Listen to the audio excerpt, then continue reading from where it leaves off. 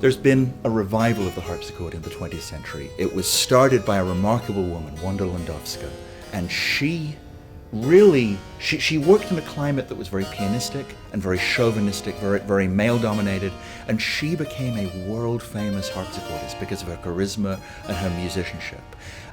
Since then, the harpsichord has had an enormous revival. Composers like Poulenc, Arvo Pärt, Gorecki have all written for the harpsichord, and there's been a huge revival of interest in the music of the past that was written for the harpsichord, and there's a massive renaissance in the building of harpsichords.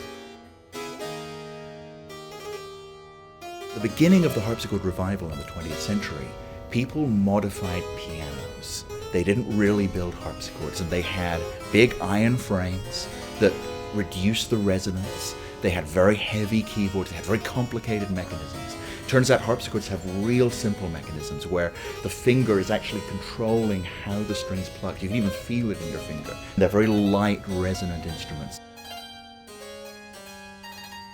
Frank Hubbard, who built this harpsichord, was the first person to go to Europe and really study and measure all of the historical instruments he could get his hands on.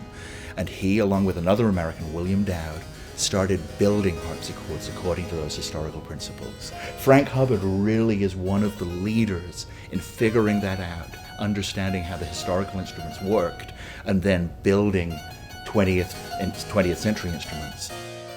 This harpsichord has 3 sets of strings. 2 of them are at one pitch, and one set of strings is actually an octave higher. And using the 2 keyboards and various little stop levers in the front, I can change which strings pluck. But that's less important than what I can do with my touch and my fingers in changing how each string is plucked. That's really the heart of how we make sound on the harpsichord. In the past, a number of authors write that different players make different instruments sound different. It's not that their playing is different, that actually the instrument sounds more resonant, more beautiful. And so what we do with our hands on the harpsichord is absolutely critical.